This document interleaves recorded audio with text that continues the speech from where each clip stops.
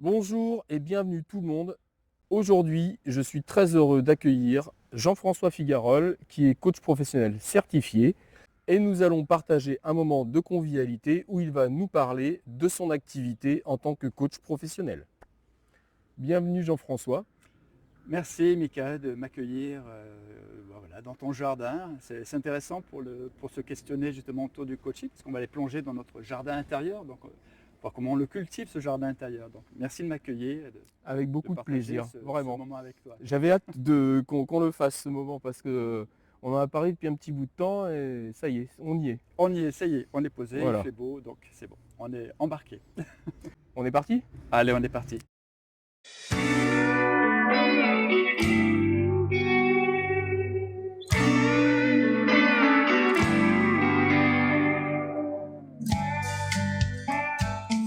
Alors, première question, est-ce que tu peux nous parler un peu de ton parcours professionnel et de ce qui t'a conduit à devenir coach? Hmm. Euh, le parcours, je vais essayer d'être... c'est toujours la difficulté pour moi d'être synthétique, donc je vais essayer d'être synthétique. On va dire que mon parcours se décline en trois grandes étapes. La première étape, c'était dans le monde de la communication visuelle dans les années 80. J'étais en tant que graphiste, directeur artistique, là, pour des entreprises ou des agences de communication de l'époque. Ça peut être communication visuelle ou communication d'entreprise. Ça a duré pendant 7-8 ans, puis l'envie de changer, de faire complètement autre chose. Et je suis parti, j'avais un petit cirque dans la tête, et je suis parti dans le monde du spectacle vivant. Donc ça a duré aussi de 90 jusqu'à 2009 pratiquement, donc 19 ans. Et voilà, en tant qu'artiste, musicien, euh, à inventer, à créer des spectacles, aussi bien des spectacles du théâtre musical, et des personnages musicaux, des créatures sonores. Enfin voilà, on est parti vraiment dans un état d'esprit au départ où on était plutôt une sorte de fanfare explosive. Et petit à petit, on a évolué de l'homme orchestre électronique. On était un peu les précurseurs à l'époque, en 90, tu vois, les premiers hommes orchestres on était déjà connectés avec des sans fil entre nous. On jouait la musique, il n'y avait pas de fil, on pouvait déambuler dans les rues. Voilà, moi je faisais de la percussion corporelle, électronique avec des capteurs et tout. Et mon compagnon de l'époque là était un clavier, arrangement et tout ça. Et voilà, ça nous a permis de développer cette activité et après, au fur et à mesure, de construire des décors de plus en plus rocambolesques où on a fait des fresques, des concerts itinérants, des fresques pyrotechniques. Donc j'ai joué aussi avec les feux d'artifice, donc c'était plutôt des jeux d'artifice.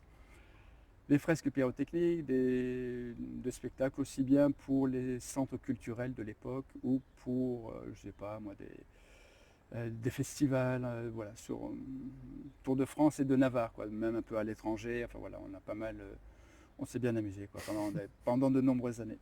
Et parallèlement aussi, on intervenait donc pour des communes, des mairies, où on avait des commandes spécifiques par la DRAC. Donc la DRAC, c'est la Direction régionale des affaires culturelles. Et avec la commune ou un établissement socio-culturel, par exemple, qui nous recevait, et nous demandait parfois de travailler de créer un spectacle avec les habitants de quartier. Donc voilà, des fois on a fait 15, 20, 50 personnes à gérer. Donc c'était un peu une forme de management, mais dimension culturelle et artistique. Mais voilà, quand on fait de la mise en espace avec eux, surtout avec des choses, des concerts, la création des spectacles, de la pyrotechnie. Et voilà, on était aussi dans cette dynamique-là où il fallait vraiment faire attention un petit peu à toutes les étapes de la création, du déroulé, etc. Et surtout faire attention aux personnes avec lesquelles on évoluait, quoi. Voilà, je ne vais pas aller plus loin parce que voilà, ça a duré 19 ans. En même temps, j'animais déjà aussi une activité depuis les années 2000, une activité sur l'expression, le bien-être, la créativité, autour du corps et de la voix. Donc c'était se servir de notre instrument unique qui est le corps, et voilà, pour se sentir mieux, pour se sentir plus épanoui. Et ça pouvait fonctionner aussi bien dans l'esprit ce qu'on appelle les circle songs, donc des chants d'improvisation. Comment créer une chorale d'une manière instantanée avec plusieurs personnes. Et, et c'est très en mouvement aussi, c'est quelque chose qui demande de la dynamique corporelle et autres. Et des fois, ça pouvait aller vers de la danse libre. Je suis un ancien danseur, chanteur, Donc voilà, ça a été aussi l'occasion de pouvoir mixer un peu tout ce que j'aime faire, quoi. Donc voilà. Ok. Ça, c'était pour la partie, on va dire. Et depuis donc la troisième étape, on va dire, c'est plutôt la partie coach professionnel. J'animais ou j'accompagnais de manière très intuitive, mais il me manquait vraiment une méthodologie quelque part pour encore être encore plus à l'écoute des besoins des personnes. Et la voie du coaching a été vraiment qui s'est ouverte à moi à un moment donné et je me suis dit, ouais, là c'est vraiment intéressant. En plus j'avais envie aussi de poser mes valises. Je venais d'être papa, j'avais 48 ans à l'époque et je me suis dit, bon, allez, saltimbanque, c'est chouette, mais je vais poser un peu les valises. Et voilà, donc elle est arrivée, le coaching, la voie du coaching pour affiner, avoir plus de méthodologie. Et voilà, j'ai découvert vraiment ce processus là, de coaching où on va chercher des techniques dans la PNL, enfin la programmation neurolinguistique, dans l'analyse transactionnelle, dans l'anayagramme, différents outils. Mais le coaching pour moi, ce n'est pas une boîte à outils, c'est surtout une approche pour encore mieux se comprendre soi-même, bien sûr, et mieux se comprendre dans l'interaction avec les personnes qui sont en face de nous, et puis les personnes, comment mieux les accompagner un peu dans les difficultés qu'ils rencontrent. Mais peut-être ça sera dans les questions que tu me poseras. Ok, Peut-être après. Ouais, tu me diras. ok. Voilà, je me suis formé moi à Lille à l'époque avec une école qui s'appelait Califorme, qui a fermé et c'était une émanation de Coaching Ways, qui est devenue aujourd'hui une école de renommée internationale. Et voilà, j'invite vraiment les gens à aller aussi voir les pages un peu de Coaching Ways, comme plein d'autres écoles de coaching de référence. Et voilà, c'est une belle invitation à aller creuser dans ces écoles-là pour en savoir un peu plus sur soi-même. Ok. Quels sont les moments clés de ta carrière qui ont influencé ton approche du coaching? Et est-ce qu'il y en a déjà? Alors, les moments clés, ça a été justement toutes ces transitions que j'ai eues, tu vois, 3 étapes de vie, enfin 3 métiers différents, et qui ont toujours eu un fil conducteur, hein. Mais 3 métiers différents, et à chaque fois, c'était toujours parce qu'il y avait ce qui a influencé justement l'approche du coaching, c'était parce que des fois, je rencontrais des incompréhensions quand j'étais en interaction avec un client, que ce soit aussi bien dans le monde de la communication visuelle ou dans le circuit culturel ou autre, voilà, pour aller encore un peu plus loin dans tout ça. Et ces moments clés, ça a été vraiment toutes ces transitions de vie, quoi. Donc l'envie de changer, toujours motivé quelque part par voilà, faire les choses autrement, de bouger, d'être en mouvement, de se sentir vraiment en mouvement, quoi, de ne pas rester quand j'étais graphiste, j'étais derrière une planche à dessin et ça ne me convenait plus. À un moment donné, c'était un rythme.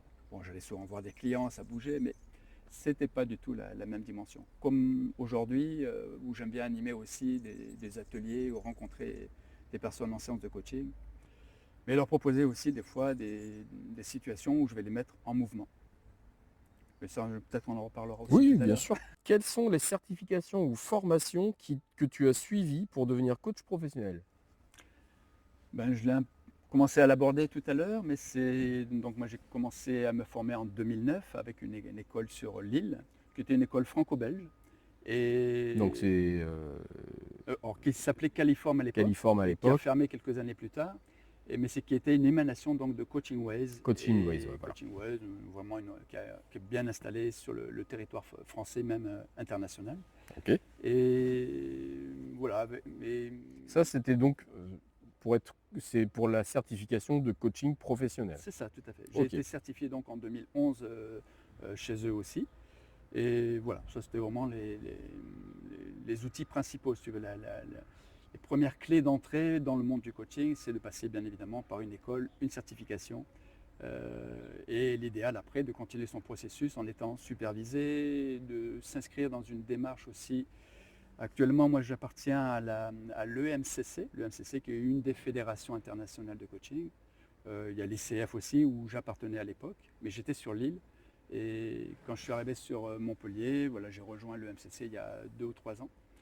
Et voilà, je fais partie aujourd'hui du membre du bureau de l'EMCC Occitanie-Est. Et voilà, ça permet de développer aussi des contacts, des réseaux, de mettre en avant des ateliers, des personnes. Enfin voilà, il y a tout un tas de corrélation et puis de mise en mouvement avec eux qui est vraiment chouette. C'est une dynamique aussi intéressante de se retrouver aussi dans ce bureau où on essaie de mettre en place des événements, aussi des conventions et des partenariats avec Tu continues à te former du coup? Oui, parce que là, en étant supervisé, déjà, ça permet de remettre en question un peu sa pratique, hein, parce que voilà, on peut rencontrer des fois des moments euh, pas difficiles, mais il peut y avoir des perturbations avec un client avec lequel on n'a pas toujours les clés, où on a besoin de prendre du recul aussi. Donc la supervision est un espace privilégié pour ça. Dès qu'on commence à rentrer dans ce monde du coaching, mais de la connaissance de soi, de toute façon, du développement personnel, on a toujours envie d'aller encore plus loin. Moi, je suis un éternel étudiant, donc voilà, je reste un peu dans cette dynamique pour mieux comprendre un peu les mécanismes du fonctionnement humain, du cerveau, enfin voilà, ce qu'on appelle les sciences humaines quoi, à part entière. Quoi. Donc voilà, c'est un grand appétit quelque part à découvrir tout ça. Et pour les formations, j'ai reçu une formation qui m'a vraiment aussi ouvert un autre panorama, qui s'appelle, c'est une méthodologie qui s'appelle le SISEM, SISEM, et sur Lille, hein, qui est basée sur Lille. Enfin aussi une approche française, donc développée par un Français, et qui a permis, c'est une approche systémique autour de la motivation, pour identifier son profil motivationnel, et pour apprendre à mieux se connaître bien sûr, comment on fonctionne, qu'est-ce qui nous met en mouvement, et aussi de repérer, de décoder aussi le profil motivationnel aussi des personnes, de nos interlocuteurs. Quoi. Oui, des clients. Des clients Ouais. par exemple, mais ça peut être aussi si on a des collaborateurs ou autres, voilà, de comprendre comment ils fonctionnent, comment on peut fonctionner ensemble d'une manière plus fertile quelque part sur nos compatibilités, les compatibilités d'envie. Donc les compétences c'est bien, on peut les avoir les mêmes compétences, mais qu'est-ce qui va faire la différence parfois entre une personne et une autre? C'est justement la couleur de chacun. Donc d'aller identifier vraiment la couleur, la note de musique, hein, parce qu'en tant que musicien, j'utilise beaucoup aussi ce langage-là, langage peut-être des oiseaux. Aujourd'hui, on est entouré d'oiseaux, donc Oui, c'est sympa. ça manque pas ici, je confirme. Voilà, une approche aussi qui m'a ouvert vraiment de nouvelles perspectives et c'est devenu presque une de mes clés d'entrée lorsque je propose aussi des accompagnements. Quoi. C'est un outil à la fois de diagnostic et voilà, faut que la personne arrive à bien se repérer dans ses motivations. Oui, c'est la première phase du coaching où elle apprend aussi à se connaître. Oui, ça permet à la personne oui, de se connaître, déjà d'établir un lien de confiance entre le coach et son client. Je peux très bien le faire aussi en individuel qu'en coaching collectif. Et ça, j'adore aussi animer du collectif parce qu'il y a aussi des mises en mouvement voilà, sur différentes pratiques. Ça soit aussi bien la danse, le chant, comme je disais tout à l'heure, mais des fois, ça peut être du yoga, ça peut être du qigong, du tai chi. Enfin voilà, c'est une exploration assez large. Quoi. Comment décrirais-tu ton style de coaching? Euh, le style, je crois que c'est plutôt... Enfin, c'est une approche pluridisciplinaire. Quoi. J'ai une activité à multiples facettes. Donc pour moi, l'approche pluridisciplinaire, comme je te disais, je suis un peu... Mon parcours est atypique, mais j'aime bien ce côté atypique des choses. Quoi. Voilà, c'est un peu ce qui pourrait me caractériser comme style de coaching, où j'aime bien combiner et de répondre aux clients et puis lui proposer à un moment donné, selon la problématique du client, les enjeux qu'il rencontre, la situation. Des fois, peut-être de proposer justement quelque chose qui n'est pas uniquement que dans le coaching, beaucoup de réflexion, la fameuse maïeutique de Socrate et tout ça. Voilà, de sortir des fois du cadre réflexif, cognitif, pour aller chercher quelque chose qui va être un peu plus des fois dans le corps et de remonter tout ça, bien sûr, laisser sortir les émotions pour revenir aussi dans le cœur. Quoi. Retrouver un apaisement, je dirais, sur la globalité de l'être. Quoi. Quelles sont les principales techniques et outils que tu utilises dans tes sessions de coaching? Donc on vient un peu de l'aborder. Ouais, exactement. Est-ce qu'il y en a d'autres? Euh, Alors oui, il y a une technique, parce que c'est un projet qu'on a pas mal développé avec une amie là, qui se trouve au pied du pic Saint-Loup, parce que là on est à Montpellier, donc il faut reconnaître qu'on a quand même cette chance-là d'avoir un environnement agréable. Et au pied du pic Saint-Loup, donc une amie qui a des chevaux et qui fait de on appelle ça de l'équi-coaching, mais elle se présente plutôt comme une accompagnatrice en éthologie équine. Donc comment le cheval peut être un médiateur pour accompagner les personnes dans justement dans la situation, comment le cheval peut venir éclairer une situation. Et grâce à son approche, grâce à cet animal, je veux dire, qui est impressionnant au départ, comment cet être-là, avec son hypersensibilité et sans rien dire, juste par le langage non verbal, par les réactions qu'il va avoir, les signaux faibles qu'il nous envoie, les signaux forts et tout ça, comment cet animal, et nous sommes aussi des êtres, des animaux aussi, ça peut remonter loin dans notre ADN, et comment cet animal-là peut venir nous sortir à un moment donné ou nous faire comprendre voilà, de là où on en est et sortir un peu de la situation qui nous est désagréable, quoi. Et juste par le langage non verbal, des fois par le silence, il se passe vraiment des choses assez magiques.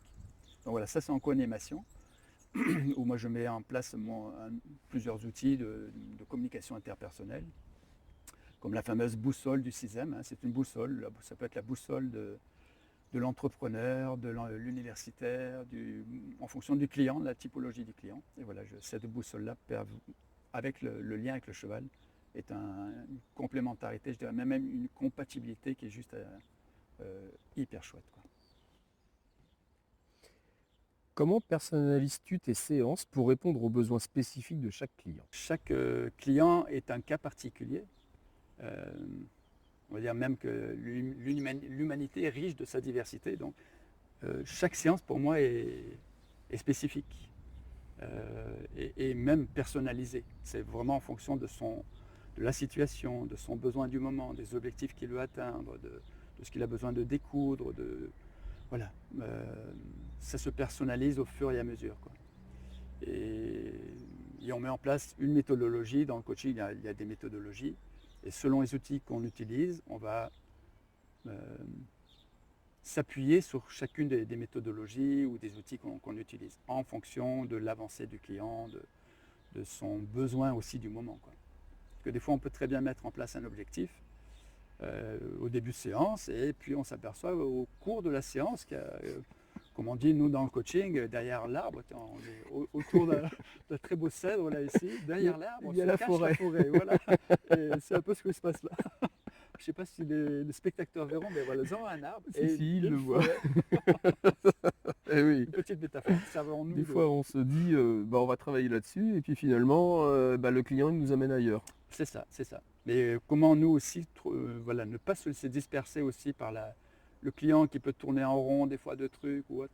Donc voilà, être vigilant, être lucide aussi sur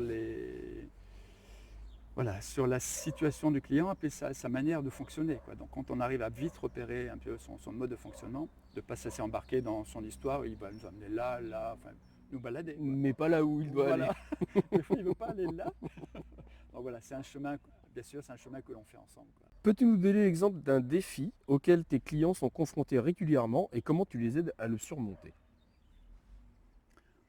Un défi. Est-ce qu'il y a des problématiques qui reviennent régulièrement en fait? Oui, tout à fait. Je ne sais pas si au début c'est vraiment des défis, mais les gens viennent avec leur situation du moment, leur état d'âme du moment. Et quand on commence à rentrer en échange, en interaction, il n'y a pas forcément un défi, mais le questionnement et les réponses du client, à un moment donné, va révéler, si on peut parler de défis, justement, ça va être des sujets qui reviennent régulièrement, qui sont sur la confiance en soi, l'estime de soi. La confiance en soi, il y en a qui ont trop de confiance en eux et ils écrasent un peu les autres. Je donne une caricature, une image caricaturale. Ou d'autres qui sont vraiment en perte de motivation, en perte de confiance ou d'estime d'eux-mêmes. Donc voilà, comment revitaliser un petit peu tout ça, quoi. Voilà, après, c'est toutes les problématiques qu'on peut rencontrer. Ça peut être du jeune décrocheur scolaire jusqu'aux dirigeants d'entreprise ou autres, toutes les thématiques sont tellement différentes les unes aux autres, quoi. Quel type de client as-tu généralement? Oh, écoute, c'est très divers. Justement, je prenais l'exemple des décrocheurs scolaires. Ouais, j'interviens pour des décrocheurs scolaires pour l'éducation nationale, de 16 à 18 ans. Des universitaires aussi pour l'université de Montpellier. Là, c'est sur des actions plutôt coaching collectif. Pour certains organismes aussi, je fais du mentoring, donc d'accompagner des jeunes entre 18 et 25 ans pour les accompagner dans un projet d'orientation professionnelle, faire le point, ils sont dans des dispositifs particuliers. Et là, c'est vraiment de trouver avec eux des particularités, les faire avancer, revoir un peu la situation, qu'est-ce qui va se passer après leur dispositif par exemple. Et dans quoi ils se projettent. Voilà, il peut y avoir ce genre de situation. Je suis intervenu aussi pour l'Union régionale des coopératives là, auprès de un dispositif qui s'appelle Alter Incube. Et là, des gens qui sont plutôt dans la création d'entreprises, des dirigeants d'entreprises qui sont déjà dirigeants sur une activité, sur un statut particulier de l'entreprise. Et là, ils ont envie de changer, d'être plutôt en statut coopératif. Et voilà, tu vois, ça peut être ce genre de client aussi. Un particulier qui vient avec une demande spécifique aussi. Il n'y a pas d'âge, j'ai pas un type de client déterminé. Moi, ce qui m'intéresse, c'est vraiment la richesse de tous les humains. On a plein de notes de musique autour de nous. Un piano, c'est composé de plein de... Je ne suis pas pianiste, hein, mais voilà. Il y a plein de notes. Et l'humanité, c'est ça pour moi. Ce sont des notes de musique. Et c'est de trouver comment arriver à s'accorder entre nous. Et déjà, comment on s'accorde soi-même. Donc, il y a déjà Toute une aventure déjà. Exactement. Voilà, j'aime bien cette diversité. Moi, j'ai besoin, je dirais même, de cette diversité. Je ne pourrais pas rester dans un cadre d'une entreprise qui va accompagner toujours les mêmes Les mêmes collaborateurs. profils. Voilà, exactement. Et voilà, j'ai besoin d'être un peu hors du cadre d'une entreprise, par exemple. Je trouve que c'est vraiment intéressant d'ailleurs, même pour une entreprise, de faire appel à quelqu'un qui soit extérieur, qui soit neutre, je dirais, dans l'accompagnement des collaborateurs, quoi, par exemple. Ok. Peux-tu partager une réussite significative avec un client sans compromettre évidemment la confidentialité? Je trouve que chaque client, c'est déjà une réussite en soi. C'est ce qu'il y a de super, c'est vraiment cet échange du début de la séance jusqu'à la fin, et puis les 4, 5, 10 séances parfois qu'il faut. Tout ça, ça reste des réussites. Parce qu'à chaque fois, il faut essayer de composer aussi avec le moment présent, les difficultés qui sont rencontrées là sur l'instant T. Et ça reste des réussites. Mais si je prends un cas particulier, il y a une personne là Qui te vient en tête? qui me vient en tête, ouais, c'est récemment. Je prends un exemple récent d'une jeune là, qui se posait la question, qui est une jeune autrichienne déjà, qui parle très bien le français, l'anglais, l'espagnol, enfin voilà, des gens polyglottes, à l'aise, quoi, qui est en France, voilà, qui est venue en France là, pour découvrir Montpellier, la première fois qu'elle arrive en France et autres, et quelqu'un qui est dans le monde plutôt culturel, du théâtre et autres. Et en Autriche, bon, déjà de belles expériences en Autriche. Elle arrive à Montpellier et elle se dit, en se disant, tiens, je vais peut-être essayer de rester sur Montpellier, dans le monde culturel de Montpellier. Et puis, et au cours de nos échanges qui ont duré 4-5 mois, je l'ai vu 4-5 fois environ, et du mois de janvier jusqu'à là récemment, il y a eu vraiment des changements dans sa vie, où elle s'est dit, non, à un moment donné, j'ai besoin d'aller vraiment me former. Et je l'invitais vraiment à aller repérer, identifier sur Internet des écoles, d'en parler un peu dans ses réseaux et autres, de professionnels du monde du spectacle. Et ce qu'elle a des envies, c'est de devenir actrice et metteur en scène. Donc, quelles étaient les écoles spécifiques pour ça? Et elle est allée trouver une école dans le nord de l'Allemagne, donc tu vois, l'Autriche, Montpellier, Ah oui. le nord de l'Allemagne, près de Hambourg par là-bas, et pour aller se former. Et pour aller se former là-bas, donc elle avait besoin de passer devant un jury. Donc elle se dit, waouh, comment, qu'est-ce que je peux leur dire sur moi, je suis jeune, j'ai pas trop d'expérience, tout ça. Et en fin de compte, je l'ai invitée à un moment donné à peut-être à se présenter devant le jury, mais comme parce qu'elle avait de facilité à écrire, elle aime beaucoup écrire aussi, à écrire des pièces de théâtre. Je lui ai dit, si tu devais écrire une pièce de théâtre pour toi qui va te présenter devant le jury, qu'est-ce que tu écrirais comme pièce? Et puis voilà, elle est partie dans un truc et elle a écrit une performance, on va dire une petite courte pièce de théâtre qu'elle a jouée devant ce jury pour se présenter. Et ça a été un événement, enfin une réussite parce que maintenant, ben voilà, Donc elle a été prise. elle a été prise, le défi est relevé, elle a été prise, elle monte au mois de septembre, elle commence justement dans le nord de l'Allemagne pour suivre son rêve quelque part, tu vois, d'acteur et de metteur en scène, quoi. Parce que c'était quelqu'un de très vif d'esprit, qui comprend plein de choses aussi, donc c'était de très beaux échanges aussi en même temps, quoi. Donc Comment évalues-tu le succès d'un processus de coaching? j'utilise différents outils, enfin j'ai près de 400 outils comme la pyramide néologique, le SWOT, tu parles du roi, des choses comme ça, voilà, des outils comme ça, j'en ai 400 sous le coude, un peu comme toi j'imagine, quoi. Et moi j'adore utiliser cette fameuse boussole qui est vraiment très spécifique et qui me donne des indicateurs justement pour évaluer la personne là où elle en est dans ces fameux 6 moteurs. On a 6 moteurs en nous et puis à un moment donné, ces 6 moteurs de motivation. Et ça me permet d'évaluer si la personne reste concentrée plutôt sur un moteur, quelque chose qui est plutôt rassurant pour elle, et de l'inviter à aller explorer des moteurs sur lesquels elle a des difficultés à y aller, quoi. Donc c'est à chaque fois des propositions. Sont des indicateurs. Alors les indicateurs, c'est pas forcément... ça peut être des échelles hein, de 0 à 10, par exemple, de dire, tiens, la personne, c'est elle-même hein, qui s'auto-évalue sur, ben là, sur tel moteur, par exemple, j'en suis là, sur mon bien-être intérieur, je suis à tel niveau, etc. etc. C'est plutôt la personne qui me donne ce qu'elle ressent, là où elle en est, elle, dans son positionnement. En aucun cas, c'est moi qui va mettre des notes quoi, par rapport à ça. Mais par contre, ça me donne tout de suite une couleur si la personne, euh, quand je lui propose par exemple en fin de chaque séance des propositions de plans d'action à mener, des choses comme ça. Bon, si elle vient à la séance d'après qu'elle n'a pas fait, c'est des actions qu'elle-même avait déterminées. Ça donne une indication sur son niveau d'implication, de motivation ou les freins. Voilà. Et puis justement, ça permet de dire, ok, s'il y a des freins, qu'est-ce qui s'est passé pendant la semaine qu'on ne s'est pas vu ou les 15 jours. Enfin, et voilà, elle me donne des indications. Ok, c'est rassurant parce que la personne, effectivement, elle n'a pas eu le temps. Ou alors, elle va toujours tout de suite me dire, ah, j'ai eu des réticences à aller vers telle ou telle action que je devais faire, je ne me sens pas encore à l'aise, quoi. Donc voilà, ça c'est la personne quand elle parle, quand elle communique, quand elle échange. T'évalues au fil de l'eau du coup, en fait. Oui, le processus de coaching, c'est vraiment quelque chose qui se fait au fil de l'eau.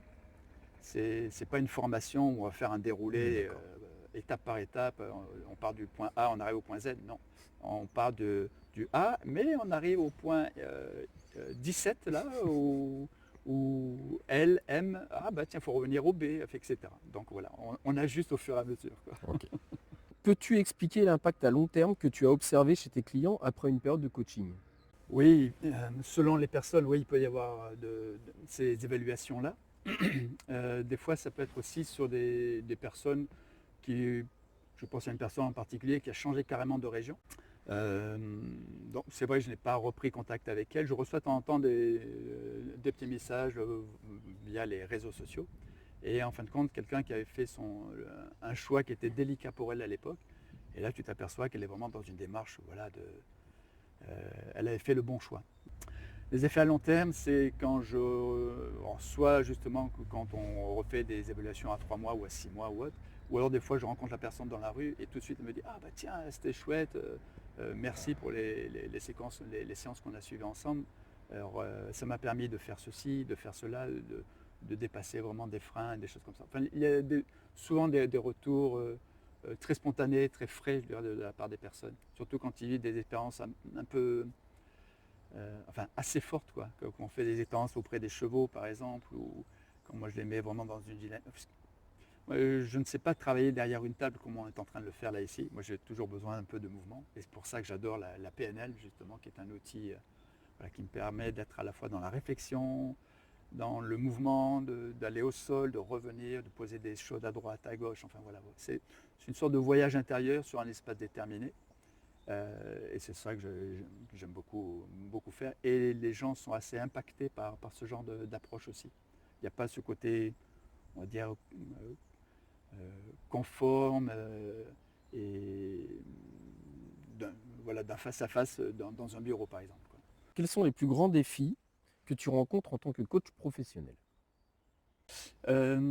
Oui, eh ben, les défis, comme tout entrepreneur, quel que soit le métier que l'on développe, c'est bah, de se faire connaître, bien évidemment, au départ, d'avoir suffisamment de réseau aussi. Alors moi, je ne suis pas trop homme de réseau, mais voilà, j'aime bien vraiment les, les défis, en fin de compte, que je devrais relever, que je ne fais pas régulièrement, c'est justement me mettre un peu plus sur les réseaux sociaux, par exemple. Moi, je fonctionne pas mal de bouche à oreille par les réseaux vivants sur lesquels je participe. Moi, j'appartiens à plusieurs réseaux de coachs, par exemple. Je cite normalement, enfin, je cite Coach Pro, qui est le Coach Pro Occitanie, qui est un super réseau de coachs là sur la région de Montpellier. Il y a vraiment des chouettes ateliers, de chouettes rencontres, des propositions d'animation qui sont très riches pour chacun de nous. Et on se retrouve sur des moments très sympas à partager. Et de même avec le MCC, dont je fais partie du bureau, où on essaie d'organiser aussi des journées plus professionnalisantes. Voilà, sur une journée complète, par exemple, pour amener les personnes de s'accorder le temps de vivre une expérience au moins sur une journée, voire peut-être 2 jours, des choses comme ça. Après, on a aussi des moments de rencontre autour de café coach, par exemple, de manière une fois par mois ou une fois tous les 2 mois. Enfin bref, la régularité peut changer, peut être variable. Et, et j'aime bien aussi intervenir sur, on a des partenariats par exemple avec le MCC, avec la CCI par exemple de Montpellier, de Mende, où là on intervient sur comment on appelle ça, des événements, des événements professionnels. Par exemple, ça peut aller aussi bien la place créative, la rentrée des réseaux au mois de septembre, ici sur Montpellier. On a la nuit de l'orientation, enfin il y a plein d'événements. Et le MCC a signé des conventions justement avec ses différents partenaires, enfin avec le partenaire de la CCI. Et là c'est très riche aussi pour aller à la rencontre de professionnels, des entrepreneurs, des dirigeants, des TPE, PME, enfin quel que soit le statut et la taille de l'entreprise, quoi. Comment gères-tu les situations où un client est réticent au changement ou à l'adoption de nouvelles méthodes? Le truc, c'est vraiment d'y aller vraiment par petits pas, la progression étape par étape, de ne pas brusquer la personne, de ne pas vraiment forcer à quoi que ce soit. De toute façon, c'est pas notre rôle, bien évidemment. Juste d'être une écoute, parfois c'est déjà très, très engageant pour lui. C'est vraiment déjà une des premières clés de- d'écouter son besoin, quelles sont ses attentes, quels sont les objectifs qu'il a envie de fixer lui-même. Hein. Ça, c'est le processus un peu que l'on met en place ensemble, bien sûr, au cours de la séance. Et, et le changement s'opère, je dirais, pratiquement de par lui-même, quoi. Sans avoir besoin de lui dire, tiens, il faut changer ceci, changer... Non, surtout pas les il faut que, il n'y a qu'un faucon, enfin voilà, tout ça. Comme on disait, vraiment une écoute, step by step, avancer, s'accorder à son rythme. Je crois que c'est surtout ça. Le rôle du coach, c'est vraiment être à côté de lui. On ne va pas courir avec lui, loin de là. Hein, on n'est pas coach sportif, mais juste voilà, de prendre la mesure de ses capacités d'aujourd'hui, de ses limites, des freins qu'il rencontre. Et si aujourd'hui c'est pas possible, c'est pas grave. Voilà. Être lucide sur ses capacités justement à accepter et accueillir le changement. Y a-t-il eu des moments où tu as dû refuser des clients et si oui, pourquoi? Alors, il peut y avoir à un moment donné soit un terme à un coaching parce qu'à un moment donné la problématique du client, je ne peux pas, c'est pas à mon niveau de le régler, c'est de l'envoyer vers un confrère, vers un psychothérapeute peut-être. Enfin voilà, ça peut être aussi une personne comme toi. Oui, c'est les Ouais, limites du coaching et la différence entre le coaching et la psychothérapie. exactement, Ok. exactement, tout à fait. Maintenant, d'entrée de jeu, à chaque fois qu'une personne arrive, en fin de compte, moi ce qui m'intéresse, c'est de voir euh, si je devais refuser la personne, parce que son attitude, le comportement ou la problématique émanence, je vois ça comme un truc, waouh, un gros mammouth quelque part, et quelque chose qui me ferait euh, pas peur, mais qui me dérangerait. Euh, je ferai quand même le premier pas d'aller creuser. Parce que moi, ce qui m'intéresse, si la personne vient et que je la rencontre pour la première fois, qu'est-ce que la personne, quelque part, elle vient me dire sur moi? Quel est le reflet qu'elle me renvoie, quoi, de la situation qu'elle traverse? Qu'est-ce qu'elle vient, quelque part, soigner chez moi, quoi? Et de ne pas refuser d'emblée de jeu une rencontre spontanée, quoi. Et si je devais spécifier la question du type dans le cadre d'une relation tripartite avec une entreprise, Ouais. est-ce que ça t'est déjà arrivé? C'est-à-dire, tu as un coaché, on te demande de le coacher, une organisation te demande de le coacher, mais le coaché, il n'est pas OK. C'était jamais arrivé? Évidemment, quand ça se présente là ici, ok, c'est vraiment une décision vraiment libre de la part du coaché, bien évidemment, et remettre en place justement une nouvelle décision avec l'entreprise pour essayer justement de trouver le coach qui va lui correspondre. Comment vois-tu l'évolution du coaching professionnel dans les années à venir? L'évolution, ben, je trouve qu'on est en pleine évolution. Ça fait longtemps que le coaching sportif existe. Après, le coaching est apparu depuis allez, 30 ou 40 ans, mais aux Ouais, États-Unis les années d'abord, 80 et puis ensuite voilà, en Europe, ouais. en Europe, enfin voilà, progressivement. Et moi, si je vois ça depuis 15 ans, hein, grosso modo, j'étais avant à l'ICF, et il y avait de plus en plus d'émulation de la part de tous les professionnels de l'accompagnement, que ce soit aussi bien des formateurs, des DRH, voilà, tout type de personnes qui se posent à un moment donné des questions sur son parcours, sur lui-même, même quelqu'un qui veut faire à un moment donné je sais pas, une VAE ou autre, bah, c'est quelqu'un qui se remet en question, quoi. Quand on veut faire un bilan de compétences, on se remet aussi en question, on a envie de changer d'orientation, etc. Et toutes ces personnes-là, depuis ces années-là, moi je vois déjà à Lille à l'époque, on était une antenne de l'ICF là où c'était quand même très, très actif, hein. Il y avait vraiment des belles, de beaux moments partagés aussi avec toute l'équipe qui était présente sur place. Pardon. Et je m'aperçois que ça monte d'une manière crescendo, quoi. Et avec les réseaux dans lesquels j'appartiens aujourd'hui, Coach Pro, le MCC.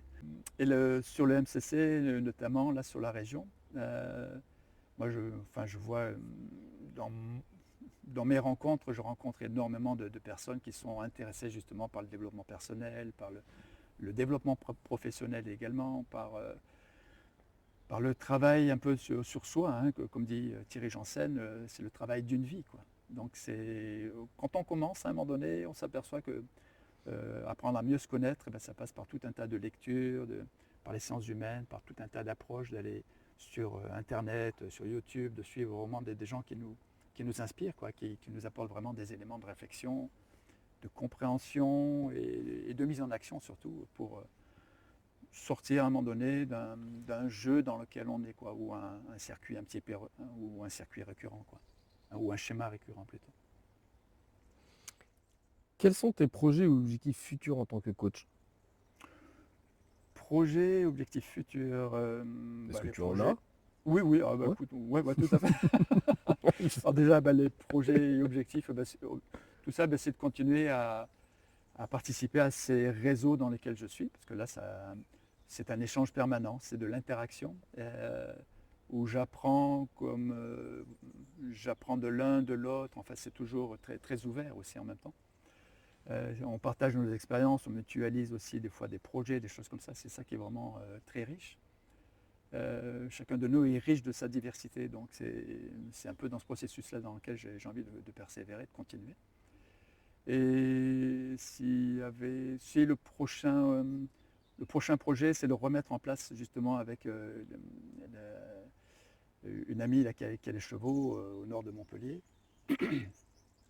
Donc c'est un processus, un parcours, on va dire, de, coaching ou d'atelier de coaching, alors soit en individuel, ce qu'on l'a déjà fait en individuel avec elle, ou aussi pour du collectif, du coaching collectif, pour 5, 6, 8 personnes grand maximum. Et le principe, les gens vont venir sur 1, 2 ou 3 journées successives, de manière à être vraiment en reconnexion à la nature, en immersion, et pour se réaccorder le temps justement de se poser les bonnes questions, de prendre le temps de réfléchir, de mûrir, et puis d'aller être dans ce contact avec la nature, d'aller faire différents ateliers dans différents endroits du lieu, qui est un écolieu autour du cheval, et sans forcément faire du cheval, hein, c'est pas le souci, mais d'inviter les gens justement progressivement à aller vers cette expérience, à la rencontre de leur cheval intérieur peut-être, hein, de retrouver la puissance qui les anime. Voilà, ça me vient comme ça. Ah oui, je trouve ça très intéressant, même, vraiment. Une image qui me Ouais, passe. ouais, c'est très très bien. Je trouve ça Et bien. Ouais. pour se reconnecter justement à sortir du mental aussi, parce qu'on est tellement bombardé d'informations, on est dans ce qu'on appelle aujourd'hui l'infobésité, donc on est stimulé sans cesse par nos réseaux, etc., les réseaux sociaux, les téléphones, enfin bref, saturation complète. Et pour moi, quand je me retrouve là-haut ou même dans d'autres paysages, on peut faire des fois du coaching dans un parc, dans d'autres lieux, j'adore quoi. Parce que cette reconnexion, enfin voilà, merci d'offrir ce spectacle aujourd'hui grandiose qu'est la nature, parce que c'est quand même, on est issu aussi de là. Et je trouve que ça nous fait vraiment tellement un bien fou. Enfin voilà, la nature nous, nous berce naturellement, enfin voilà, elle nous enveloppe quoi, quelque part. Quoi. Et vraiment, il y a un taux de stress qui peut vraiment tomber d'un seul coup parce que tu es en contact avec la nature, tu restes pendant 1 journée, 3 jours. Là, c'est un bon bain. Quoi. Quel conseil donnerais-tu à quelqu'un qui souhaite devenir coach? Alors, bien évidemment, de suivre une école de coaching bien installée sur le territoire, avec une certaine renommée, bien évidemment, parce qu'aujourd'hui, il y a pléthore de choses que l'on trouve sur Internet. Et je me dis, waouh, faire du coaching uniquement en distanciel, ok, pourquoi pas, mais enfin, moi, c'est pas mon truc. Moi, j'ai besoin du contact vivant. Donc, mais voilà, se former, bien évidemment. Donc ça passe déjà par la certification. Après la certification, bien évidemment, et peut-être au préalable de ça, si la personne veut voir en quoi ça consiste le coaching, de commencer par faire des séances avec un coach, 2 coachs, d'aller essayer, d'expérimenter justement qu'est-ce que c'est que le coaching, qu'est-ce que ça lui apporte, de s'intéresser par des lectures aussi, de pouvoir aussi approfondir les sujets, se nourrir de tout ce que le processus de coaching peut venir apporter à la personne, quoi. En quoi ça l'aide dans sa réflexion, à traverser des situations délicates, à atteindre des objectifs, enfin de comprendre tout le processus un peu du processus et des méthodologies qui sont utilisées dans un espace de coaching. D'accord. Et bien évidemment, après, une fois si elle a suivi un parcours professionnalisant, de rentrer dans d'être adhérent dans une fédération internationale et de continuer à se former. Parce que quand on commence là-dedans, de toute façon, c'est un... On n'a jamais fini d'apprendre sur l'être humain. Ouais, de toute façon, comme je l'ai dit tout à l'heure, je suis un éternel étudiant, donc voilà, le processus, une fois il est engagé, il est là. Donc on est là, on est sur Terre pour quelque part aussi, enfin moi je le prends comme ça, hein, je le vois comme ça, comme c'est un apprentissage permanent. Quoi. Donc le coaching est avant tout un processus d'apprentissage permanent. Ce n'est pas uniquement qu'une boîte à outils, hein, c'est bien. Et des fois, il y a des outils sur lesquels on a voilà, comme une sorte de révélation. C'est ce que j'ai eu avec cette fameuse boussole dont je te parlais tout à l'heure, sur les motivations, comprendre qu'est-ce que c'est qu'une motivation. Ouais, c'est intéressant. Comment te maintiens-tu motivé et à jour dans ton domaine?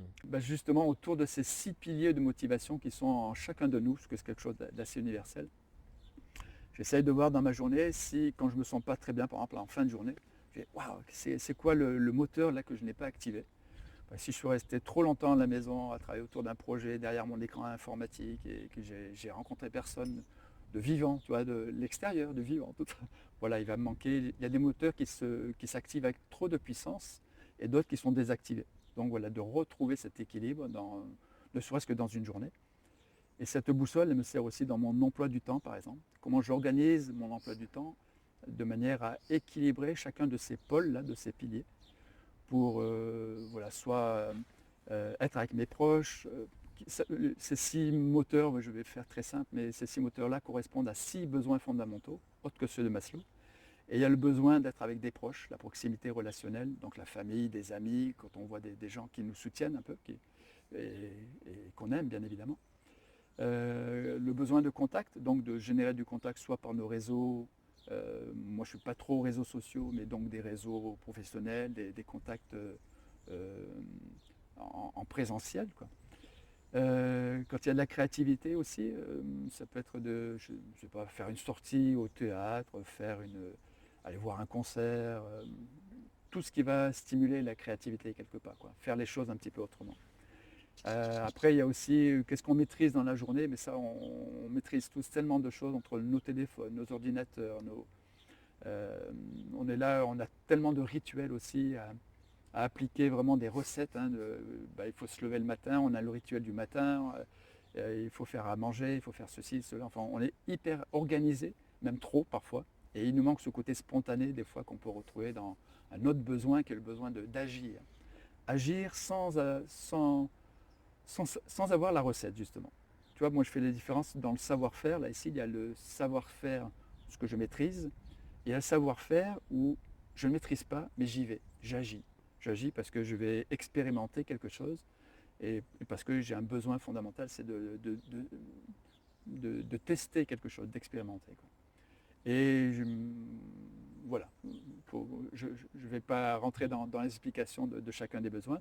Et puis il y a un autre besoin qui est celui aussi d'explorer, de continuer à comprendre comment ce qui nous entoure, l'environnement, comprendre comment je fonctionne à l'intérieur de moi, comment fonctionnent les humains, comment fonctionne la nature, comment ça pousse, enfin voilà, tous les fonctionnements. C'est vraiment d'être en contact avec la curiosité, quoi.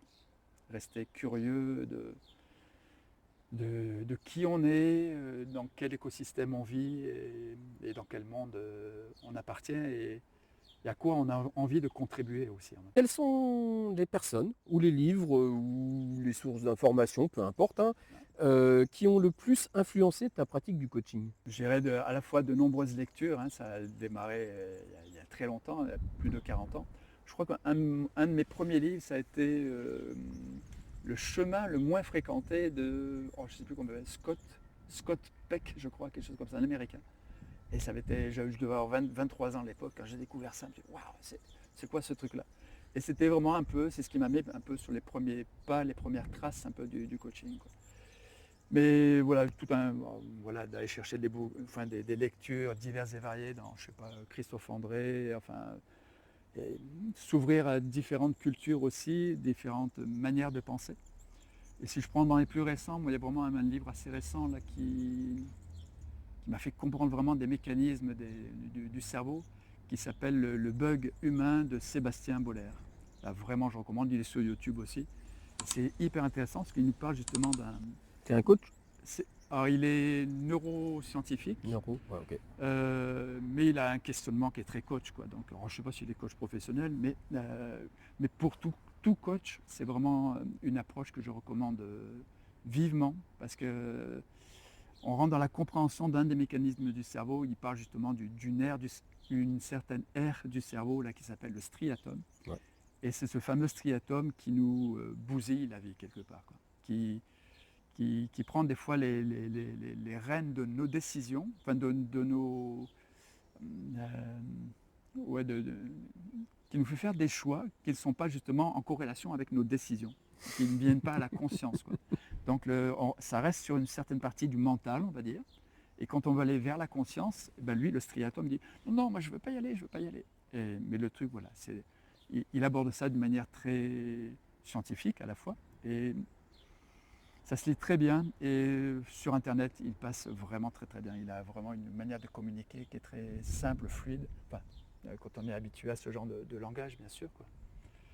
Voilà, Sébastien Boller, je parlais de Christophe André tout à l'heure, ça va être très inspirant aussi. Mais si je vois que des coachs, moi après il y a des coachs comme Maud Ankawa par exemple, qui est euh, qui est coach aussi, ouais, ouais, coach, conférencière, auteur et tout ça. Et elle a plusieurs bouquins actuellement qui sont très accessibles, je dirais, voilà, pour tout public quelque part, mais intéressant parce que son approche où, voilà, permet de découvrir un peu le monde du coaching. Après, il y a des gens comme Laurent Gounel, par exemple, enfin, voilà, des auteurs plus connus. Et après, on peut aller chercher chez Jung, hein, si on veut aller voir vraiment Des auteurs des auteurs ouais, plus costauds de bien compréhension. badass. Voilà, après chacun un peu son rythme aussi, sa capacité à intégrer les informations, à les digérer aussi avant que ça devienne une indigestion. Parce que Est-ce qu'il y a des personnes réelles, proches de toi ou plus ou moins proches de toi, qui t'ont inspiré dans le cadre du coaching? j'ai un super copain, un ami qui est sur Montpellier. Je l'avais découvert sa pratique sur Lille à l'époque.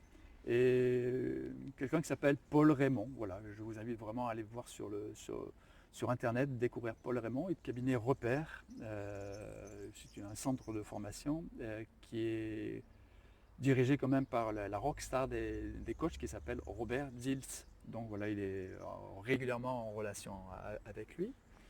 Et on se voit 2 ou 3 fois par an, on a toujours plaisir à se voir et à échanger. Et après, au sein même des réseaux auxquels j'appartiens, on est souvent entre coachs aussi. Souvent des échanges avec des personnes qui ont un parcours aussi différent que le mien. Et c'est ça qui est nourrissant. Toi, tu as aussi ton parcours de coach, et quand on se voit sur la coopérative à Créalide, voilà, c'est une émulation, une manière de penser autre, et c'est toujours très plaisant pour ma part de continuer à échanger et puis d'apprendre de nouvelles choses, quoi. Y a-t-il quelque chose que tu souhaiterais ajouter ou un message que tu aimerais transmettre à nos spectateurs? Donc oui, le message à transmettre, ce serait si vous êtes vraiment intéressé par toutes les démarches de coaching, de développement personnel, pour mieux développer peut-être votre activité professionnelle, pour mieux vous sentir à l'aise dans vos baskets tout simplement, hein, ou euh, développer plus de bien-être en vous, je vous invite vraiment à découvrir ce monde du coaching, peut-être à commencer par aller à la rencontre d'un coach, découvrir comment ça se passe dans une relation de coaching, de rencontrer peut-être aussi d'autres coachs, plusieurs coachs pour avoir des différents niveaux de lecture, et puis bien sûr d'aller sur YouTube, d'aller lire des bouquins. Si vous êtes sensible je dirais, à toutes ces approches de connaissance de soi, vraiment je vous invite à découvrir ce monde merveilleux qui est tout simplement le mode de fonctionnement des êtres humains que nous sommes, quoi, et comment améliorer notre humanité. Et parfois, quand on commence à développer un peu plus d'activité, enfin, d'avoir plus de conscience un peu de ces processus de coaching, d'aller en finalité se poser la question à quoi on a envie de contribuer. Alors ça peut être contribuer dans notre environnement proche, hein, des amis, la famille, et petit à petit développer aussi plus d'interaction aussi avec des personnes, peut-être au sein même d'une entreprise dans laquelle vous travaillez, quoi. Voilà, l'invitation à vous sentir un peu plus vivant, quoi. Eh bien, cette interview est maintenant terminée. Je remercie vraiment Jean-François de tout mon cœur vraiment pour cette première interview, puisque c'est la première sur la chaîne. Je suis très très heureux qu'on l'ait fait ensemble et tous les deux. Voilà. Je vous dis merci d'avoir suivi cette interview jusqu'au bout. Vous trouverez les coordonnées de Jean-François, son LinkedIn et son site internet en lien dans la description. Merci Michael de m'avoir accueilli et je dirais merci aux spectateurs de nous avoir écoutés. Et n'hésitez pas à rentrer en contact aussi avec Michael pour en savoir plus. Et surtout, n'oubliez pas, prenez soin de vous.